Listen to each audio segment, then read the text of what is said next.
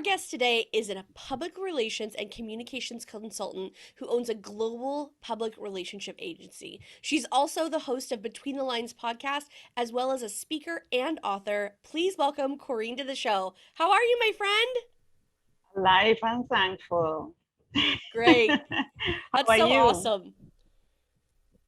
So, we're going to dive right into it because I think that this is such a fascinating industry, and I know that you know so much about it. So, I'm so excited that you're here to talk about it. So, are public relations and marketing, is that the same thing? No, it isn't. No, it isn't. And a lot of people tend to mix it up. And I see a lot of companies merging PR, marketing, and sales in the same job.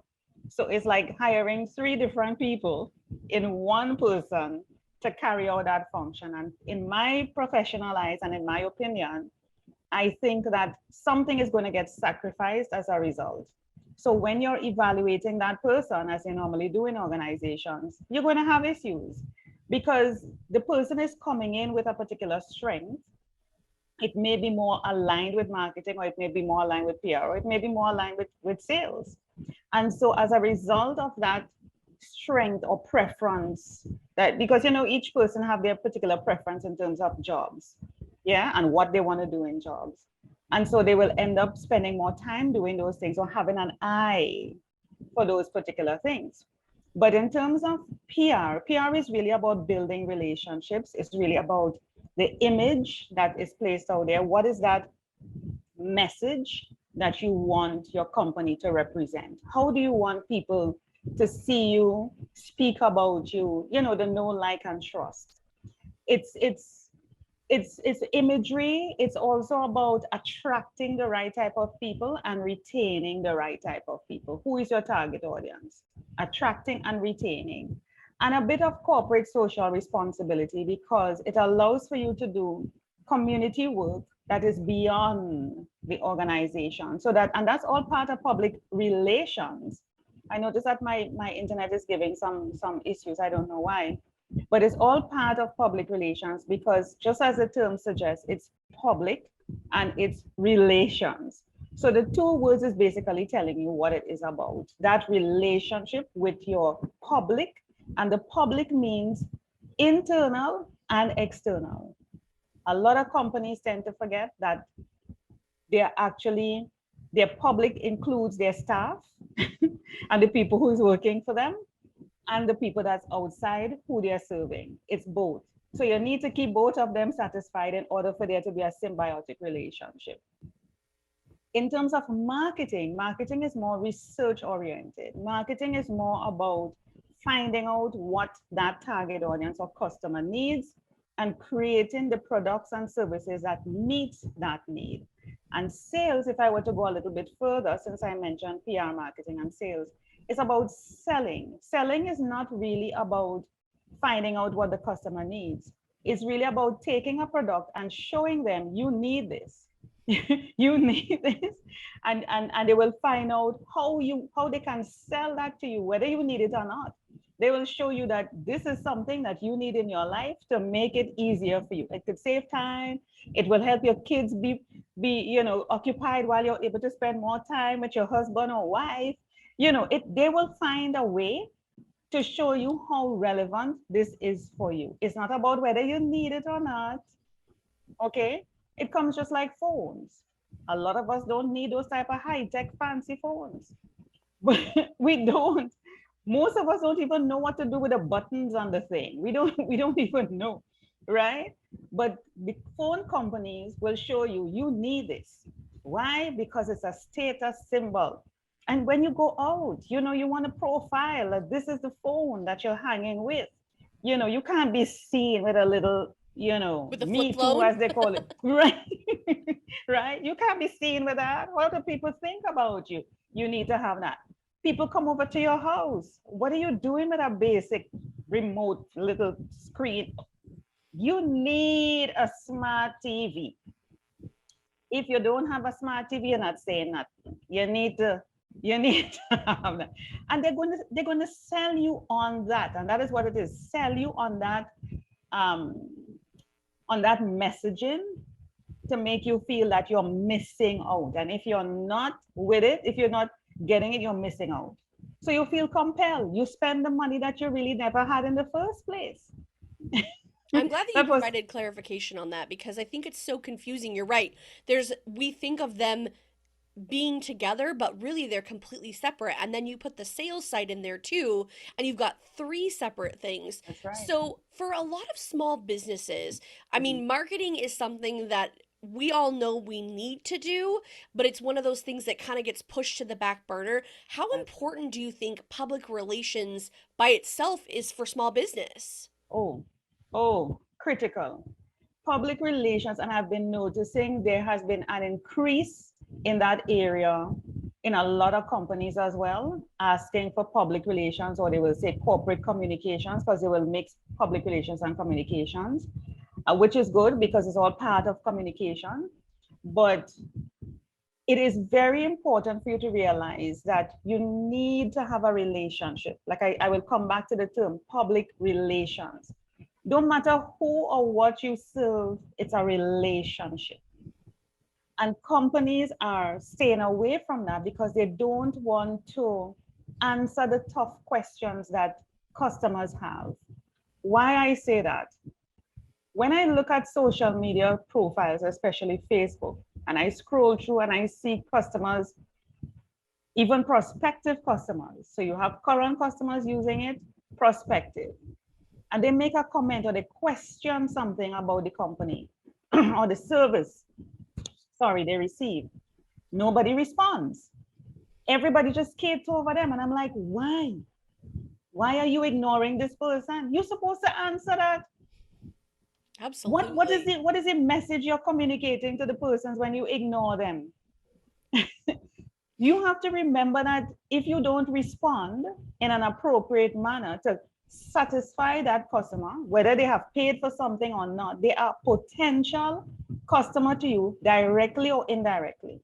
It could be me making that comment and I could bring in 10 other people as a result of the way you treat me. Okay? Mm-hmm. So they're not thinking that. They're thinking, I don't want to answer that. Who is going to answer that? I'm not putting myself out there about that. No, you need to put yourself out there. You need to put yourself out there. And Especially even when if it you, comes to tough stuff.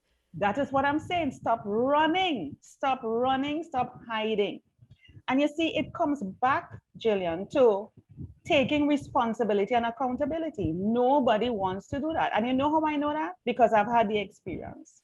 Right. I've had the experience of calling somewhere and I would say, hello, who am I speaking to? Because they never identify themselves on the call, which is the first thing they're supposed to do. And I'd be like, who am I speaking to? And they'd be like, what are you calling in for? And then, it just go, I'm like, I asked you a question. Who am I speaking to? They don't want to give their names. Why? Because it means they will be responsible. They will go to supervisor Jillian, or Jillian will track that it was Sharon who did not deal with Corine right. And so, my evaluation or Sharon's evaluation is up for, So Absolutely. we have to bear the responsibility. That's what being leaders, if you want to take up a leadership position, and you see people don't understand the dynamics of these things. You are asking for a raise. You want to be put up the corporate ladder, but you don't want to take the responsibility of the job that you're dealing with right now. Oh, hell no. You must not be afraid. You must not be afraid. Fear must not keep you at a particular place. It must push you, and you must be willing to stand up. If I have a massive corporation, I'm going to look at the type of people. That is what matters to me. That's willing to stand for what they believe, take the responsibility, and stand up on what they said and what they did. Do you think that's the biggest public relations challenge that's facing small businesses right now is finding either employees or leaders that are willing to stand up and say, I'm going to see this issue through for this customer?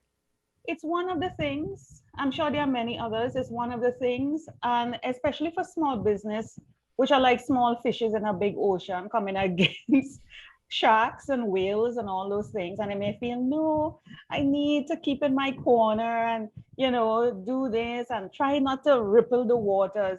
But you could be a small fish like Dory. And you could be you could be shaking that water because of what you believe. No, as I mentioned, Dory forgets, but Dory had confidence to kill.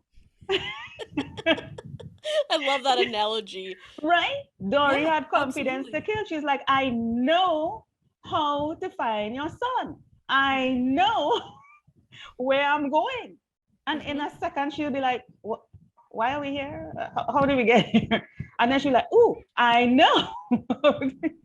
It didn't matter. And she did. She's not afraid. She speaks well. She's not afraid to go into a dark place. She knows how to speak well. The girl just knows it. She I makes love that friends with movie. sharks. She makes friends with whales. She's like, hey, this is what I do. And she holds firm. Yeah, she's fearless. So, what do you think are, small business owners, what are the factors that we should consider when putting together a public relations and a marketing plan? Wow, that's significant. It comes right back to what your message is about. What is the experience? For me, I keep pushing that PR is about the experience, branding is about the experience. I always give the analogy that, and I'm sure you have seen this wherever you go, Jillian. A lot of people are selling the same thing, like stores, right? Clothing Hmm. stores right next to each other, banks right opposite each other. Why are certain people going in that particular store and not the other one? It's about the experience that they are getting at that particular store. Now they're selling the same thing, the same price. So what makes the difference? It has to be the experience that they're getting, the service that they're getting, the follow-up. So it's the experience. And so it is important for you to know ahead of time when you're starting your business, because that's what I did many years ago when I started my online business. I had in my mind what I wanted people to say. I already knew what I wanted people to say about me when they worked with me. I wanted them to refer people to me. I never spent a marketing dollar. I don't do linked ads and Facebook ads. I never. Everything about marketing was word of mouth because the experience people had, they were so excited to refer people to me, to come on my podcast. I get it all the time.